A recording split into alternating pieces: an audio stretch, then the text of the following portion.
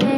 हर देश में तू, हर भेष में तू, तेरे नाम अनेक, तू एक ही है। सागर से उठा बादल बनके, बादल से गिरा जल हो करके, फिर लहर बनी नदियाँ गहरी, तेरे भिन्न प्रकार तू एक ही है। हर देश में तू, हर भेष में तू, तेरे नाम अनेक, तू एक ही है। मिट्टी से भी अणु परमाणु बना, सब जीव जगत का रूप लिया। कहीं पर्वत वृक्ष विशाल बना, सौंदर्य तेरा तू एक ही है। हर देश में तू, हर भेष में तू, तेरे नाम अनेक, तू एक ही है। तेरे नाम अनेक, तू एक ही है। तेरे नाम अनेक, तू एक ही है। थॉट ऑफ द डे में आपका स्वागत है। आनंद के समान कोई सौंदर्य प्रसाधन नहीं है। There is no cosmetic for beauty like happiness. इसलिए तो कहते हैं कि आपके पास चाहे कितनी भी सुख सुविधाओं की व्यवस्था हो जाए, लेकिन जब तक अंतर मन का सुकून, संतोष और शांति नहीं है, तब तक सब व्यर्थ है। हृदय की प्रसन्नता मुख की कांति का प्रमाण है। Have a nice day. Good morning students. Word of the day यानी आज का शब्द है यट। स्पेलिंग देखें, YET, यट। यट का हिंदी अर्थ होता है अभी तक, अब तक। इस वर्ड को हम सेंटेंसेस में कैसे यूज़ करते हैं, चलो करके देखें। पहला सेंटेंस है I have not received the package yet. मुझे अभी तक पैकेज नहीं मिला है। दूसरा सेंटेंस है आर यू रेडी एट। क्या अभी तक आप तैयार हैं? तो बच्चों बस आज इतना ही। Okay, thank you. नमस्कार, प्रस्तुत है आज की पहेली। आज की पहेली में वह कौन सी बुक है जिसे बच्चे, बूढ़े और जवान सभी बहुत पसंद करते हैं? सोचिए इसका उत्तर। जी हाँ, इसका उत्तर है फेसबुक। धन्यवाद। नमस्कार बच्चों, अब समय है आज के इतिहास का। आज 15 अप्रैल 1469 में आज के ही दिन सिख धर्म के संस्थापक गुरु नानक जी का जन्म हुआ था। इनका जन्म ननकाना साहिब, पंजाब में, जो इस समय पाकिस्तान में है, हुआ था। आज के ही दिन 1923 में डायबिटीज से पीड़ित लोगों के लिए इंसुलिन बाजार में उपलब्ध हुआ। इंसुलिन को हिंदी में मधुसूदनी कहते हैं। यह शरीर में ग्लूकोज को नियंत्रित करता है। गुड मॉर्निंग बच्चों, मैं लेकर आया हूँ टुडेज स्पेशल और आज का हमारा टॉपिक है गुरु नानक जी। बच्चों, गुरु नानक सिखों के प्रथम गुरु थे। इनके अनुयायी इन्हें नानक और नानक शाह नामों से संबोधित करते थे। नानक अपने व्यक्तित्व योगी, गृहस्थ, धर्म सुधारक, समाज सुधारक, कवि, देशभक्त और विश्वबंधु सभी के गुणों को समेटे हुए थे। उन्होंने परमात्मा की उपासना का एक अलग मार्ग मानवता को दिया। धन्यवाद। Good morning everyone. Now is quiz time. Uranium का विखंडन ओटो हान ने खोजा। विखंडन एक हैवी न्यूक्लियस का दो छोटे छोटे न्यूक्लियस में टूटना और भारी मात्रा में ऊर्जा का निकलना। प्रोटॉन की खोज की गोल्डस्टीन ने और इसे नाम दिया रदरफोर्ड ने।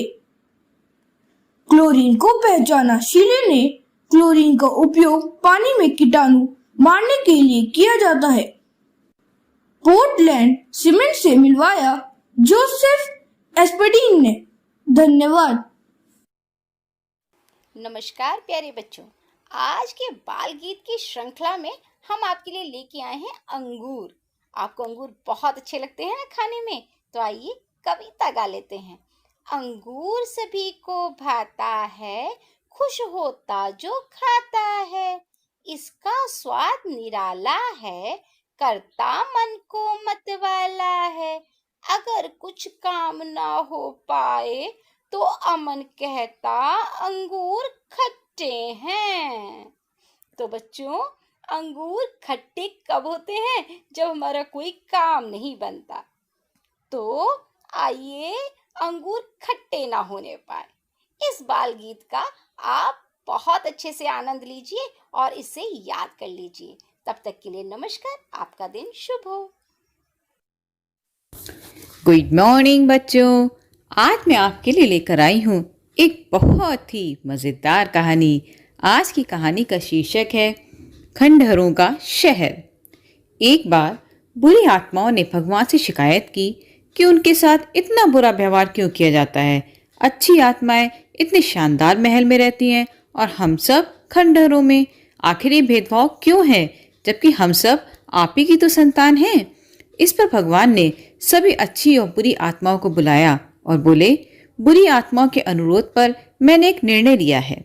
आज से तुम लोगों को रहने के लिए मैंने जो भी महल या खंडहर दिए थे वो सब नष्ट हो जाएंगे और अच्छी और बुरी आत्माएं अपने अपने लिए दो अलग अलग शहरों का निर्माण करेंगी। जब पृथ्वी पे कोई इंसान सच या झूठ बोलेगा तो यहाँ पर उसके बदले में ईंटें तैयार हो जाएंगी और सभी ईंटें मजबूती में एक समान होंगी। अब ये आप लोगों को तय करना है कि तुम सच बोलने पर बनने वाली ईंटें लोगे या फिर झूठ बोलने पर। अब बुरी आत्माओं ने सोचा, पृथ्वी पर तो झूठ बोलने वाले लोग अधिक हैं, इसलिए अगर उन्होंने झूठ बोलने पर बनने वाली ईंटें ले ली तो एक विशाल शहर का निर्माण हो सकता है। और उन्होंने भगवान से झूठ बोलने पर बनने वाली ईंटें मांग ली। दोनों शहरों का निर्माण एक साथ शुरू हुआ। लेकिन क्या हुआ, कुछ ही दिनों में बुरी आत्माओं का शहर विशाल रूप लेने लगा। उन्हें लगातार ईंटों के ढेर मिलते जा रहे थे और उससे उन्होंने एक शानदार महल बना लिया। वहीं अच्छी आत्माओं का निर्माण धीरे धीरे चल रहा था। काफी दिन बीत जाने पर भी उनके शहर का एक ही हिस्सा बन पाया। कुछ दिन और ऐसे ही बीते थे। फिर एक दिन क्या हुआ, अचानक बुरी आत्माओं के शहर से ईंटें गायब होने लगी और देखते देखते उनका शहर खंडहर का रूप लेने लगा। अब परेशान आत्माएं तुरंत भगवान के पास भागी और पूछा, हे प्रभु, हमारे महल से अचानक ही ईंटें गायब क्यों होने लगी? हमारा महल शहर तो फिर से खंडहर बन गया। भगवान मुस्कुराए और बोले, ईंटें गायब होने लगी?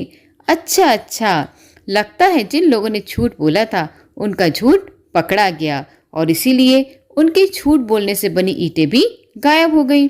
तो बच्चों, इस कहानी से हमें आज बहुत सारी बातें सीखने को मिलती हैं जो हम बचपन से सुनते भी आ रहे हैं। पहली बात तो ये है कि हमें कभी झूठ नहीं बोलना चाहिए और अगर झूठ बोलते भी हैं तो हमें पता होना चाहिए कि झूठ की उम्र छोटी होती है। आज नहीं तो कल हमारा झूठ पकड़ा ही जाता है, इसलिए हमें हमेशा सच बोलना चाहिए। आज के लिए बस इतना ही। Have a good day. Thank you. सुप्रभात, मैं प्रेम वर्मा। आज मोटिवेट योर सेल्फ का विषय है शिक्षक के आभूषण। आज हम कुल 5 आभूषणों की बात करेंगे जो हर शिक्षक के लिए आवश्यक है। पहला है सेल्फ मोटिवेशन। सबसे पहले हम यह सुनिश्चित करें कि एक शिक्षक होने पर हमें गर्व की अनुभूति हो, क्योंकि जब हमें अपने काम पर गर्व होगा, अपने आप हम अपने कार्य को बेहतर बनाने के लिए स्वप्रेरित हो जाएंगे। Number 2, make yourself skilful. अपने कार्य में स्वयं को निपुण और कुशल बनाएं। Number 3, make yourself tactful. खुद को चातुर्यपूर्ण, शिष्ट, विनम्र, व्यवहार कुशल शिक्षक बनाएं। Number 4, make yourself resourceful. खुद को साधन संपन्न व उपाय कुशल बनाएं। आपके पास हर वो चीज होनी चाहिए, उसका स्रोत पता होना चाहिए जो शिक्षण के लिए आवश्यक है। Number 5, equip your self with knowledge. और सबसे अंत में आपके पास आपके विषय का ज्ञान होना चाहिए, क्योंकि ज्ञान ही एक शिक्षक का आभूषण होता है। हर दिन कुछ नया सीखिए और सिखाइए। इसमें सहयोग हेतु ई पोस्टर ऐप और मिशन अभ्युदय मंच 24/7 उपलब्ध है। धन्यवाद।